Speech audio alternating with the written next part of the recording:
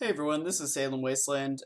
Yesterday I participated in a kind of workshop stream for the Discord server St. Defoko's School of UTAU, where me and a bunch of other UTAU users showed off our approaches to tuning USTs.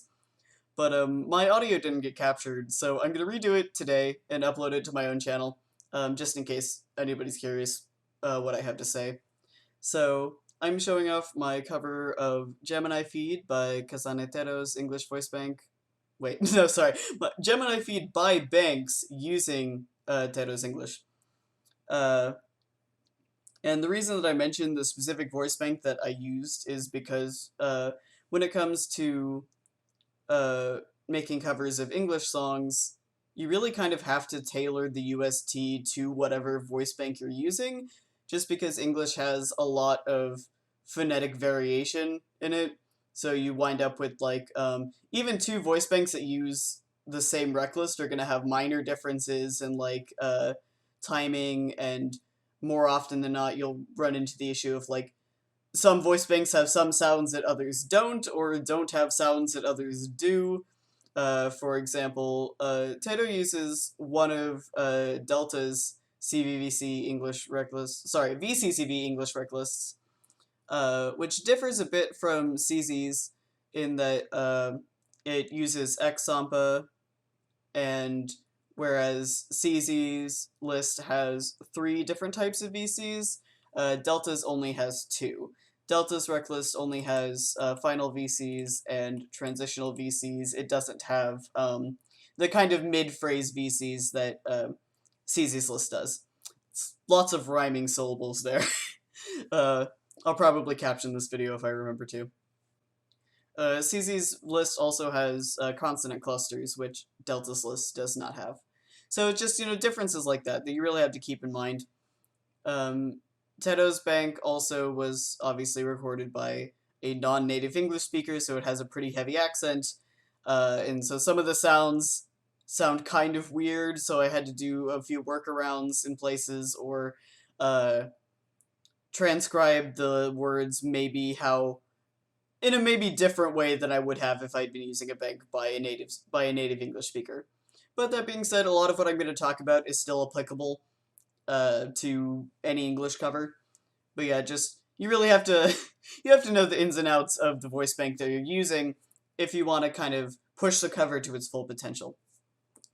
So with that being said, one of the main things that I see people struggle with when making English covers is kind of getting it to sound more natural, which is something I've been working on a lot with my own projects and things, is really trying to get a more natural pronunciation going.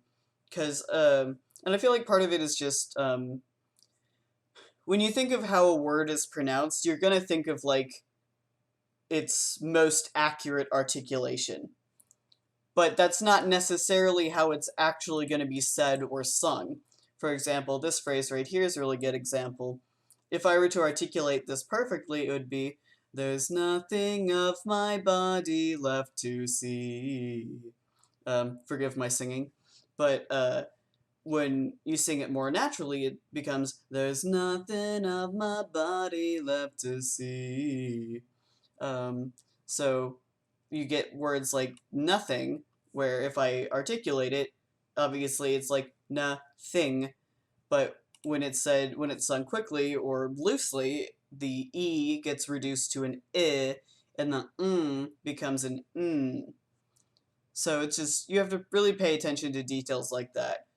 And especially when I'm doing English covers, a lot of times I will, what I just did there, I'll sing the phrase out loud myself kind of over and over again and really figure out, okay, what sounds am I actually saying? Not what sounds do I think, not what sounds do I think these words should have, but what sounds do they actually have? And it's just kind of rewiring your brain to think of it, to think of language phonetically, so to speak.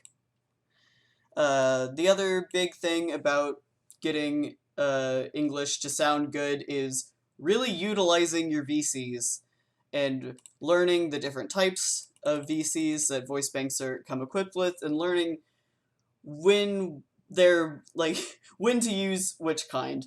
So like I said, Delta's list has both transitional VCs and final VCs, which transitional VCs look like this, for at least for continuants and nasals, uh, where you basically kind of treat the middle consonant between two vowels like you would treat a vowel in a CV section.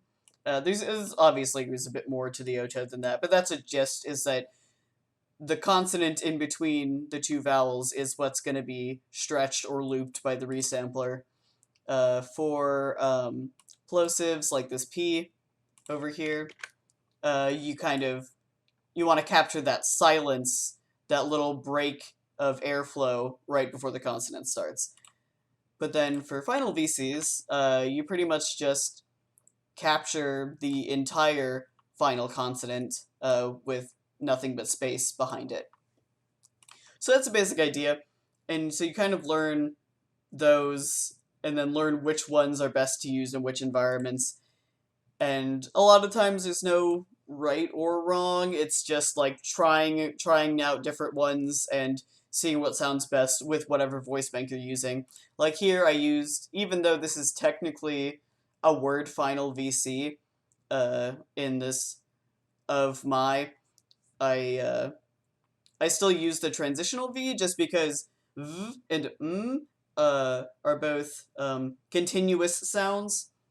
So I thought it had a better transition rather than having an abrupt stop between the V and the to just have it be V, that kind of thing. Because again, the whole thing is that with using VCs is that you're trying to replicate natural transitions between words. Usually.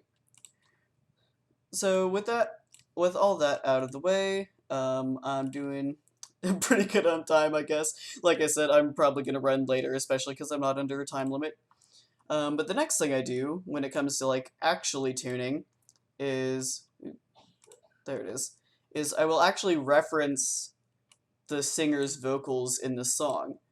With this song, I got really lucky and I was able to find an isolated vocal track that had like both the main vocals and the backup vocals, because this song actually has in total 6 layers of vocals, which is way more than most songs have, but it has a main melody, 2 harmonies for the main melody, then it has a backup vocal and 2 harmonies for the backup vocal, and I was able to find isolated vocal tracks, which made my life a lot easier when I was trying to transcribe them and really listen for, okay, what the harmonies actually are. If I can't find like an official acapella like this, I'll often just record myself singing it. But I'm not a I don't have any professional training, so I have to take my own pitch bends with a grain of salt. But this one, yeah, I got really lucky with. So I'll kind of zoom in here so you can see the details. Open up your eyes. So I can see like this first note here has kind of a dip to it. Some of these dips and like spikes are the actual consonants themselves being produced. So I don't always use those, just because I have a very kind of, I wouldn't call it minimalistic, but I don't tend to go super in depth with my tuning. I just kind of, I want to capture like the main moods of it more so than get worked up in like the exact details, if that makes sense. So like for this first thing here, I captured the dip and the open up your eyes, and it goes up a little bit here, big dip here, and then a little bit of vibrato at the end. Open up your eyes. The great thing about using any voice bank that has VCs in it is that you can use the VCs in your tuning, like I've done here, for when it goes up into ba, body, or whatever. Again, sorry for my bad singing. Or like this section here, where this is technically an end vowel, or a vowel end, but it still functions the same, where I can kind of use that to create this up and down pattern here. And by using vocal shifter, I can actually like I said, zoom in and reference what notes that her vocalization is actually hitting here. So like I can see that she goes up to a B3, back down to an A3, up a little bit more, and then down to an F sharp 3. And I can replicate that in UTAU, and it'll sound pretty decent. There's another section here I did that I really like how it turned out. Where was that? Here it is. About me. Oh, and here's another good thing right here where it's like this word care ends in a consonant r, and the next word about starts with a vowel. So rather than just using a vowel here, I'll actually use the CV r to get to again mimic that transition. Because again, we don't pronounce words like care about; it's care about. So you just gotta think about think of it like that. Care about me. Here's another example of utilizing VCs in your tuning. Is that like, because a lot of times, like a pretty common technique is like you raise or lower the VC to match the note that succeeds it. But in this case, like, and to think, And the feature. I'm actually using the VC as part of the pitch bend. So that's another cool technique you could do. Another pretty common thing that I use in tuning is this little stair step right here, where I'll kind of like, if I want just like, a slight vocalization before or after a note, I'll kind of like go up towards it, then down a little bit, then back up at about the length of a 16th note.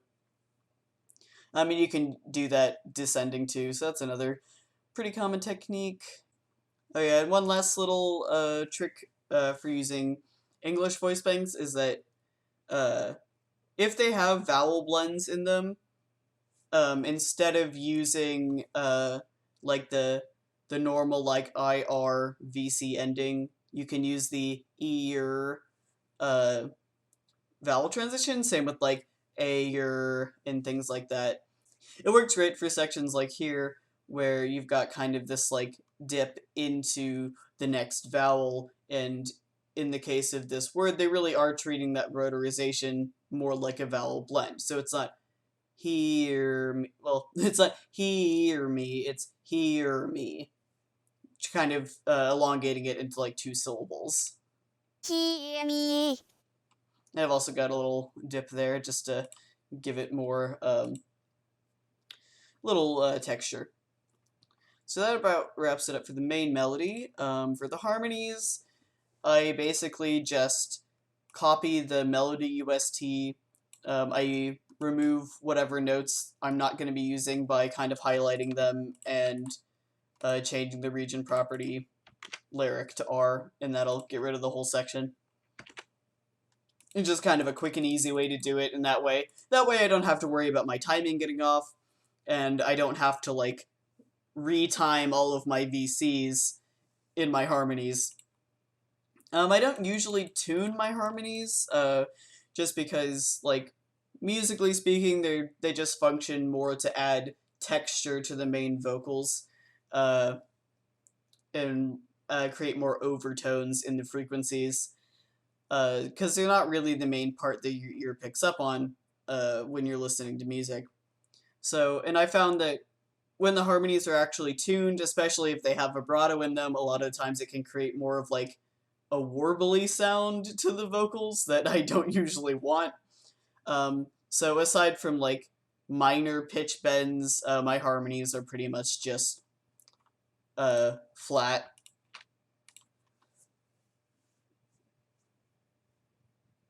I tried 1,000 times. I tried to say I love you, but you didn't hear me. So yeah, pretty straightforward. The second harmony track for this song is just the same as the melody, but pitched down an octave. I think, at least from what I can tell listening to the acapella, that the original singer basically just pitch shifted, like the vocals were just pitch shifted. I don't think she actually recorded multiple layers. I could be wrong. She could just be very in time with herself. But at least I know like the low harmony, which is just the melody an octave lower, was just pitch shifting. Um, but I decided rather than doing that in post to render it as a separate UST. But it's just the same as the melody, but one octave lower. So the next thing is that this song has a lot of backup vocals in it, which is just a lot of like what I would call vocalizations, which is just kind of, they're not words, they're just sounds. Um, and these were a little tricky to get. Again, I was able to reference them in Vocal Shifter. I don't have that WAV file pulled up right now, but I was able to find isolated vocals for these sections too, so I was able to reference those. Um, but it's just kind of like this oh whoa, oh whoa, oh whoa, hey, just kind of repeated. Uh, so it was just a lot of playing around with the vowel blends, and in this case I did use the consonant, like the oo and the wo for this section here, but then for this bit I did just use the vowel transition oo, just because again it's just a lot of playing around with all of the allophones you can think of for a sound you want, and seeing what sounds best for the voice bank you're using. I want. I Because, like I said earlier, kind of the the beauty and also the annoying part about English is the versatility of it. You can kind of trick your brain into thinking sounds are different sounds depending on what environment they come in, and that's kind of something that you learn when you study linguistics, is just how malleable all of that is.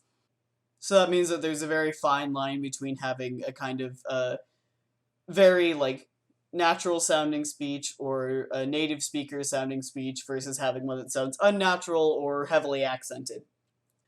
But on the flip side, that means if the voice bank you're using is like missing the kind of like flapped sound, you can use a duh instead, and the listener might not even notice.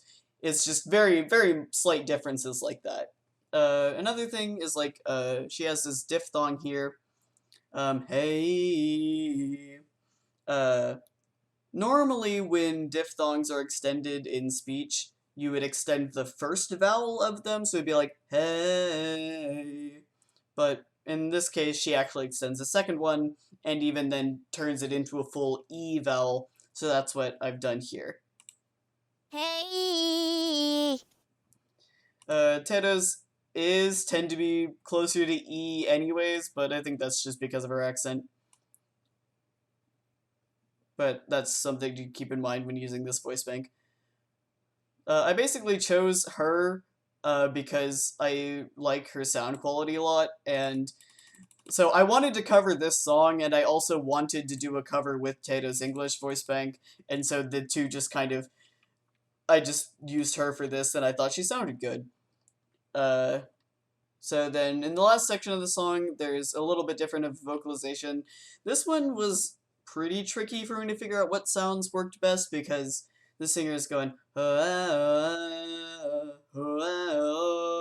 basically, and it's a lot of just very central vowel moving around. But I ended up using and o for this section, and just kind of alternating them as necessary.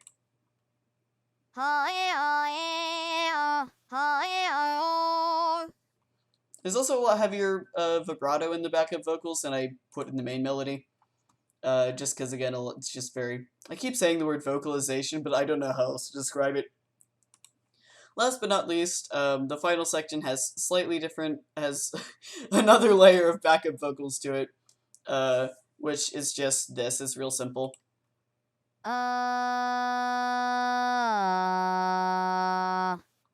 I'll also use this trick a lot, where I'll have the end vowel or the VC kind of dip down or raise up at the end to give it different vocal effects. Like if it was raised, it would sound like this.